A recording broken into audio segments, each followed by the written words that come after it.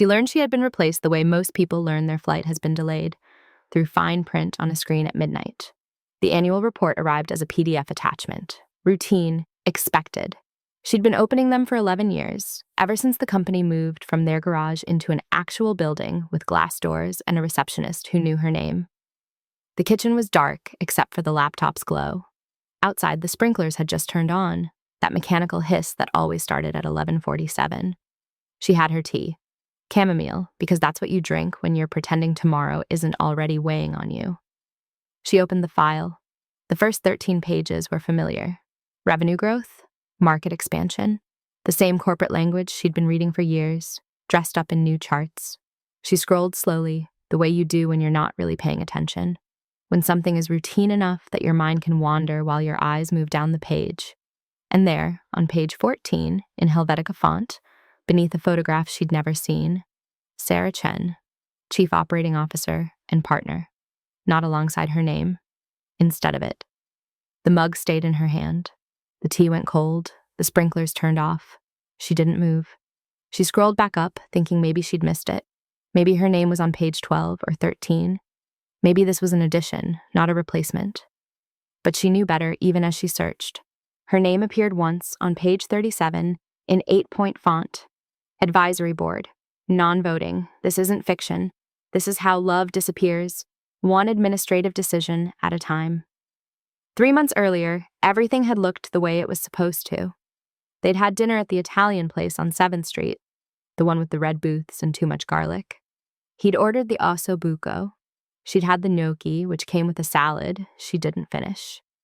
They talked about the Melbourne contract, about whether to hire another engineer, about the tile samples for the upstairs bathroom they'd been renovating since April. Normal things. Boring things. The texture of a life built together over 16 years. He paid with the company card. He always did. She'd stopped noticing. Their daughter had stayed home that night. 15 now. Old enough to be trusted alone. Young enough to still check her phone every 3 minutes. Before they left, she'd asked if they could talk about getting her permit soon. He'd said maybe. She'd rolled her eyes. It was the kind of small domestic friction that felt comfortable, that meant everything was normal. Afterward, they walked 3 blocks to where they'd parked, and he checked his phone twice. She asked if it was urgent. He said no, just Sarah confirming tomorrow's agenda. She nodded. Sarah was efficient. Sarah had come recommended by the advisory board. Sarah had an MBA from Wharton and a reputation for turning operations around. She'd been with the company for 8 months now, maybe 9, when they got home. He went upstairs to finish a presentation. She stayed in the kitchen and loaded the dishwasher, and when she placed the wine glasses on the top rack, she noticed how one of them had a small chip near the rim. She didn't remember when that happened. She ran her thumb over the edge and thought about replacing the set and then forgot about it entirely. Their daughter was in her room, door closed, music playing softly. She knocked and said goodnight. Her daughter said goodnight back without opening the door. That was normal too. 15-year-olds lived in rooms with closed doors. She went upstairs. He was still working, the blue light from his laptop casting shadows across his face. She said she was going to bed. He said he'd be there soon. She changed into the oversized t-shirt she always wore to sleep, the one from a conference they'd attended in Boston 7 years ago. She brushed her teeth. She set her phone on the nightstand. She got into bed and read 3 pages of a novel she'd been trying to finish for 2 months. He came to bed at 1:30. She was still awake, but she pretended not to be. I didn't know then that this would be the last dinner we'd have where I still believed I mattered. The company had been her idea, not the product. That was his, the algorithm that streamlined supply chain logistics for mid-sized manufacturers. But the company itself, the LLC paperwork, the decision to leave his corporate job and take the risk, that had been her. She'd run the numbers on a yellow legal pad at their kitchen table while he paced and second-guessed himself. She'd said, "If we don't try this, you'll regret it for the rest of your life." So they did. The first 2 years they worked from home. She handled everything that wasn't technical, customer calls, contract negotiations, the bookkeeping. She taught herself QuickBooks from YouTube videos. She wrote the investor pitch deck that got them their first angel funding. She drove to client sites when he was too anxious to go alone. She wasn't the genius behind the product, she knew that, but she was the reason the product became a business. By year 4, they had 12 employees. By year 7, 43. She'd hired most of them herself, She knew which ones were parents, which ones were night owls, which ones needed more structure, and which ones needed to be left alone. She remembered birthdays. She organized the holiday parties. She was the one people came to when they needed to talk about something that wasn't quite HR official, but wasn't nothing either. The investors came in year 8, Series A, then B. She stepped back then, not all the way out, but back. The board wanted someone with scaling experience, someone who'd done it before. She understood. She was still a partner, still on the cap table, still consulted on major decisions, still his wife. They had a rhythm. He traveled for conferences, Austin, Seattle, sometimes London. She managed the house, their daughters, school schedule, the bills that still came in their names. They had date nights, mostly Thursdays, unless he had a board meeting. They talked about the future, the beach house they'd buy when the acquisition talks got serious, the trip to Japan they'd been planning since before their daughter was born. It felt stable. It felt real. But there were small things, little asymmetries she noticed and then dismissed. The way he started closing his laptop when she walked into his office. The way he said, "We're handling it," instead of "I'll ask you." The way her name stopped appearing in the investor update emails. She told herself it was normal. Companies evolve, roles shift. She wasn't insecure. She didn't need credit. Except she did notice that Sarah's name appeared more often. In the signature line, in the CC field, in conversations that used to include her. And she noticed that when she asked about strategy meetings, he said they'd been moved, or rescheduled, or handled over Slack. He said it casually, like it didn't mean anything. So she believed it didn't. In May, one of the early employees, Marcus, who'd been employee number 5, stopped by the house to drop off some documents. He seemed surprised to see her. He said he'd been meaning to email her, but things had been crazy with the restructuring. She asked what restructuring. He looked uncomfortable. He said he thought she knew. That Sarah was taking over operations and the partnership structure was being formalized. She smiled and said, of course, she knew. She'd just forgotten Marcus was involved. After he left, she stood in the doorway for a long time. The word restructuring echoed. She went inside and made lunch she didn't eat. The cracks started forming in June. She was looking for the insurance paperwork, something about updating the homeowner's policy, and she opened the filing cabinet in his office. Beneath a folder marked Tax Documents 2023, she found a printed email chain. She wasn't snooping. She wasn't even reading closely, but one line caught her eye. Agree that transition timing is delicate. Let's discuss equity reallocation offline. It was from Sarah. Dated April. Her chest tightened. She read it again. Equity reallocation. She didn't understand what it meant. Or she did, but she didn't want to. There were other emails in the stack, references to board votes she hadn't been invited to, discussions about managing the optics of a partnership change, a note from their attorney about drafting new operating agreements. She put the folder back. She found the insurance paperwork. She didn't mention it. That night at dinner, she asked how things were going with the board. He said fine. She asked if there were any big changes coming. He said not really, just the usual growth pain. She watched his face. He looked tired. He looked normal. She wanted to ask about the email, but asking would mean admitting she'd seen it, and admitting she'd seen it would mean admitting she didn't trust him. And she wasn't ready to make that confession. Not to him, not to herself.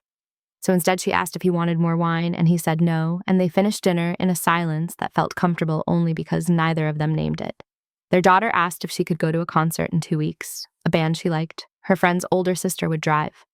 He said maybe. They'd talk about it. Their daughter groaned. Everything was maybe lately, she said.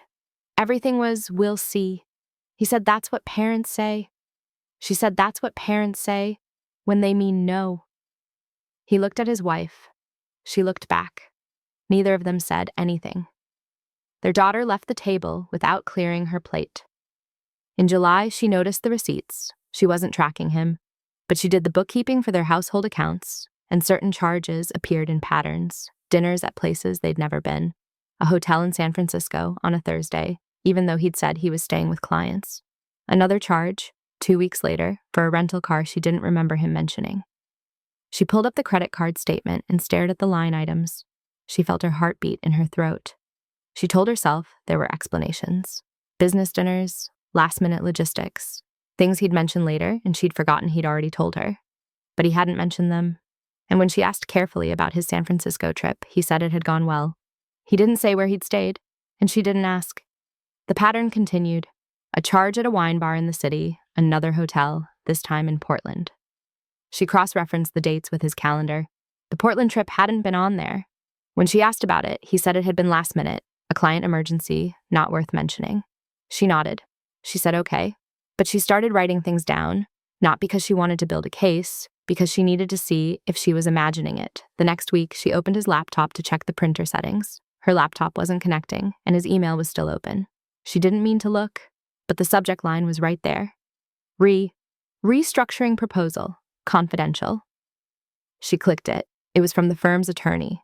It outlined a new operating agreement, a reallocation of partnership shares. His percentage would remain the same. Sarah's would increase to 30%. Hers would drop to 5%, non-voting advisory status. The email was dated 3 months ago. Her hands started shaking. She scrolled through the thread. There were a dozen emails, discussions about timing, about how to present it to her, about whether it needed to be presented at all, since technically she'd already signed proxy agreements that gave him voting authority on her behalf. She closed the laptop. She walked downstairs. She made coffee she didn't drink. She stood at the window and watched the neighbor's dog circle the same patch of grass 3 times before lying down. When he came home that evening, she asked him if there was anything he needed to tell her. He looked confused. He asked what she meant.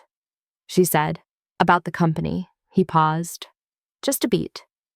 Then he smiled and said they were just cleaning up some governance structures. Nothing major. Investor housekeeping. She asked if her role was changing. He said no, not really. Just formalizing what was already true. She'd stepped back. Sarah had stepped in. The board wanted clearer lines of authority. She asked why he hadn't told her. He said he didn't want to worry her about administrative details. He said she had enough on her plate with their daughter's school stuff and the house renovation. She nodded. She said okay. He kissed her forehead and went upstairs to change for his run. She stood in the kitchen and realized she didn't believe him. August was the longest month of her life. She started looking for proof. Not because she wanted to find it, because she needed to know she was wrong. She checked his phone when he was in the shower. She read his calendar. She cross-referenced the dates he said he'd be traveling with the charges on the card. The patterns clarified, dinners with Sarah, flights booked together. A weekend in Napa she'd been told was a board retreat. But when she looked at the company calendar, the board meeting was listed as virtual. She checked the charges, 2 hotel rooms, same hotel, adjoining dates. She didn't cry. She didn't confront him. She watched.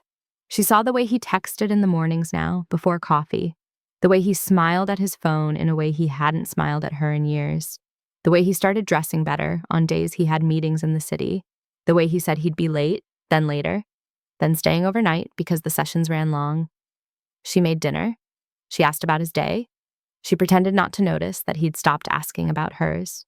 One evening, their daughter came downstairs while she was chopping vegetables for a salad. She leaned against the counter and asked if everything was okay. She said yes. Why? Her daughter shrugged. She said Dad seemed different lately, distracted, like he was somewhere else, even when he was home. She said he was just stressed with work. Her daughter looked at her for a long moment, then she said, "You seem sad." She said she was just tired. Her daughter nodded, but she didn't look convinced. That night, after everyone was asleep, she sat in the living room in the dark and let herself cry. Not for long, just long enough to release the pressure building in her chest. Then she wiped her face and went upstairs and got into bed beside a man who felt like a stranger, wearing her husband's face. In early September, she found the text messages. He'd left his iPad on the counter while he was in the shower. A message notification appeared. She saw it before she could stop herself. Last night was perfect. I'm still thinking about it. From Sarah. She picked up the iPad. She didn't unlock it. She just stared at the notification until the screen went dark. When it lit up again, another message, this time just a heart emoji. She unlocked it. She knew his passcode. It had been the same for 8 years, their daughter's birthday. The messages went back months, May, April, maybe earlier. She scrolled through them with a strange, detached calm. It was worse than she'd imagined. Not just an affair, a whole alternate life, inside jokes, plans for a future that didn't include her, references to conversations about leaving, about timing, about how hard it would be, but worth it. There were messages about her. She's going to be devastated, Sarah had written. I know, he'd replied, but we can't keep living like this. She set the iPad down. She sat at the kitchen table. She waited. When he came downstairs, showered and dressed for work, she said his name. He looked up, she said. I know. He went very still. She didn't cry. She didn't shout. She just said, I know about Sarah. The silence stretched. Outside Amaz, the car alarm went off, then stopped. The refrigerator hummed. A text notification sounded on his phone. He didn't look at it. He sat down across from her. He didn't deny it. He just looked at his hands and said, I didn't mean for it to happen. She asked how long. He said since May, maybe April. He wasn't sure when it became what it was. She asked if he loved her. He said he didn't know. Then he said, I think so. She asked if he'd stopped loving his wife. He said, I don't know how to answer that. She thought about the equity reallocation, about the annual report she'd receive in a few weeks, about the fact that he'd already erased her from the company before he'd even told her about Sarah. She asked if he'd been planning to tell her. He said yes, soon. He just didn't know how. She asked if he'd signed the new operating agreement yet. He looked up, surprised that she knew about it. Then he said yes. 3 weeks ago, she nodded. She stood. She walked out of the kitchen, upstairs, and into their bedroom. She sat on the edge of the bed they'd shared for 16 years and stared at the wall. He didn't follow, not right away. 10 minutes later, he knocked on the door. She didn't answer. He opened it anyway. He said they needed to talk about this. He said they could figure it out. He said he didn't want to lose her, lose their family. She asked if Sarah knew he was saying that. He didn't answer. She told him to leave. He said it was his house too. She said then she'd leave. He said, don't. Please, let's just talk about this like adults. She looked at him, really looked at him, and she realized she didn't know this person anymore. Maybe she never had. Maybe the person she'd known had been a story she'd told herself. And now the pages were blank. She said, you already chose. You chose months ago. The only thing left is telling the truth about it. He left the room. She heard him on the phone downstairs. His voice was low, urgent. She didn't try to hear what he was saying. She already knew. The divorce papers arrived 3 weeks after the annual report. By then, she'd already spoken to a lawyer. By then, she'd already moved into the guest room. By then, their daughter had started eating lunch in the school counselor's office because she didn't want to talk to her friends about why her dad didn't live at home anymore. The papers outlined the settlement. The house would be sold, assets divided. She'd keep a small advisory stake in the company, non-voting, minimal percentage. He'd retain operational control. Sarah's name was already on the operating agreement. Partner, co-owner. The person who'd replaced her in every way that mattered. Her lawyer said they could fight the equity distribution, that the company had been built during the marriage, that she was entitled to more. But fighting would take years. It would cost money they didn't have in liquid assets. And it would mean staying tethered to him, to the company, to the story of what they'd built together. She signed the settlement. She used a blue pen. Her hand didn't shake. She didn't feel sad. She felt like she was signing someone else's documents, approving someone else's ending.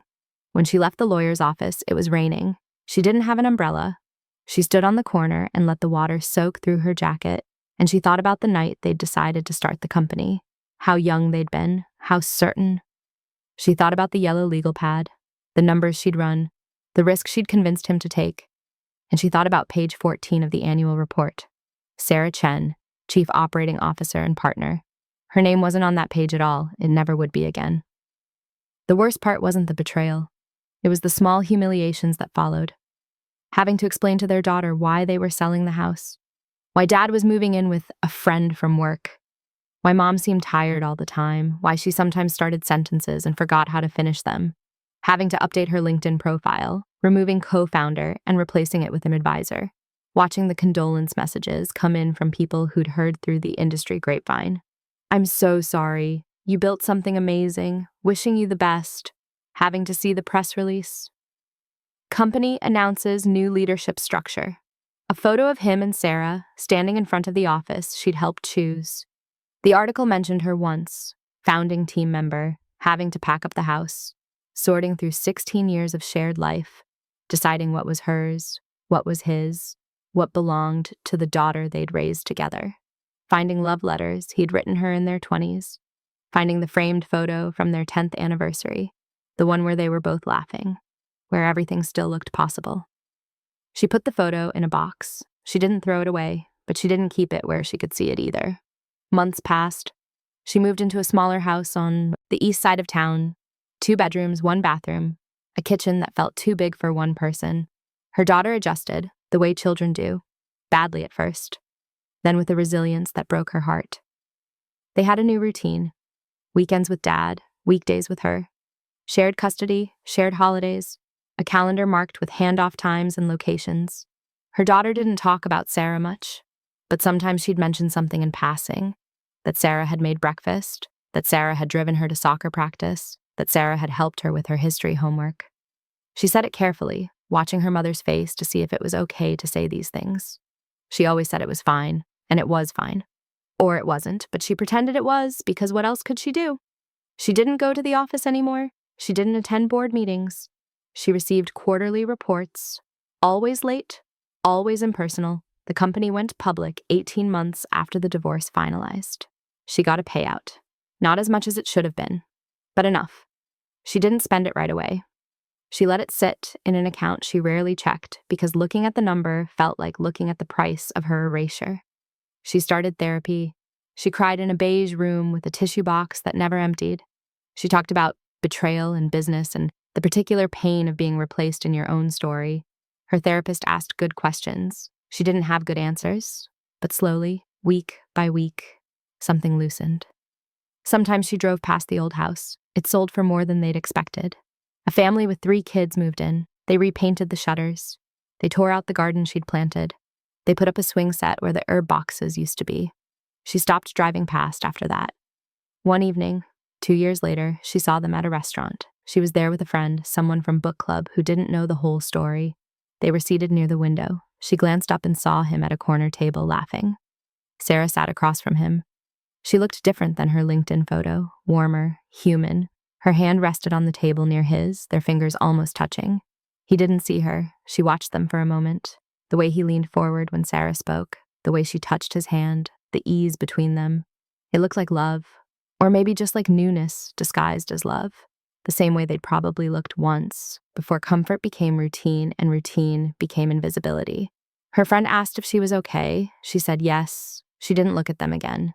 When the server came, she ordered the salmon. She ate slowly. She listened to her friend talk about her son's college applications, about the fight she'd had with her mother-in-law, about the vacation she was planning to Portugal. Normal things, the texture of a life still being lived. After dinner, she walked to her car alone. The night air was cool. The parking lot was mostly empty. She sat in the driver's seat for a moment before starting the engine, and she thought about how strange it was that life just kept going, that you could lose everything that mattered and still wake up the next morning and brush your teeth and make coffee and answer emails, and somehow that was enough. When she got home that night, she poured herself a glass of wine and sat on the back patio. The air was cool. The neighbors' wind chimes made a sound like distant bells. Her daughter was at her father's this weekend. The house was quiet in the way houses are when you finally stop waiting for someone to come home. She thought about the annual report, about the line of text that erased her, about how easy it had been for him to replace her in every structure that mattered: legal, financial, romantic. She thought about the years she'd spent building something that had her name on it, until one day it didn't. And she realized, sitting there in the dark, that forgiveness wasn't something you granted. It was something that arrived quietly, without permission, long after you stopped asking for it. She didn't forgive him for the affair. She didn't forgive him for the way he'd restructured her out of her own life. She didn't forgive Sarah for taking what wasn't offered freely, but she forgave herself for not seeing it sooner, for believing that love and partnership were the same thing, for thinking that building something together meant you both owned it equally, for all the small moments when she'd felt something was wrong and told herself it was fine, for being ordinary in a world that punished ordinariness with erasure. She'd learned the truth, the way most people do, too late to change the outcome, but early enough to carry the lesson forward. 3 years after the divorce, her daughter graduated high school. They both attended. She sat on one side of the auditorium. He sat on the other, Sarah beside him. They were engaged now. She'd seen the announcement on LinkedIn. She'd closed the app and not opened it again for a week. After the ceremony, they took pictures. Separate pictures first. Her daughter with her mom, her daughter with her dad, and Sarah. Then, awkwardly, one photo together. All four of them. Her daughter in the middle, wearing her cap and gown, smiling in the way people smile when they're trying too hard. She stood next to her ex-husband for the first time in 3 years. He smelled different. Cologne she didn't recognize. He said congratulations, meaning the graduation, meaning their daughter. She said thank you. Sarah smiled at her. A genuine smile. Or close to it. She said it was nice to finally meet properly. She said something polite back. She didn't remember what. The photographer took the picture. Her daughter hugged her. She held on for an extra moment. When she pulled back, her daughter whispered, "Thank you for being here." As if there was anywhere else she'd be. The company's new annual report came last month. She deleted it without opening it. She no longer needed to know where her name wasn't. She had a life now that was entirely hers. Smaller than the one she'd imagined. Quieter, but hers. She worked as a consultant for early-stage startups, helping founders navigate the business side of innovation. She was good at it. She knew what mistakes to avoid. She knew what betrayal looked like before it arrived. Her daughter was in college now, studying engineering. She called once a week, sometimes more. She talked about classes and friends and the boys she was maybe dating. She complained about her roommate. She asked for advice about things that had nothing to do with divorce, or companies, or broken families. She sounded happy. That was enough. On quiet evenings, she still thought about page 14, about the annual report that had told her the truth before anyone had the courage to speak it aloud. She thought about how strange it was that a PDF could be the thing that ended a marriage. Not the affair itself, but the corporate documentation of her replacement. But mostly she didn't think about it at all. She'd built something once. It had been taken from her, restructured, rebranded, given to someone else. That was true, but it was also true that she'd survived it, that she'd learned to sleep again, that she'd stopped checking his social media, stopped driving past places they used to go, stopped measuring her life against the one she'd lost. She'd let go, not because she wanted to, because holding on was heavier than the grief of release. Late at night, when the house was dark and still, she sometimes allowed herself to remember how it felt to build something from nothing, to believe in a shared future, to think that love and labor were enough to make something permanent. She didn't regret it, even now, even knowing how it ended, because for a while it had been real, and then it wasn't. And then she learned to live in the space where those two truths coexisted, the memory of love and the reality of loss, held together by the quiet understanding that both could be true at once. She'd been erased from the story she helped write, but she was still here. That mattered more than any annual report ever could.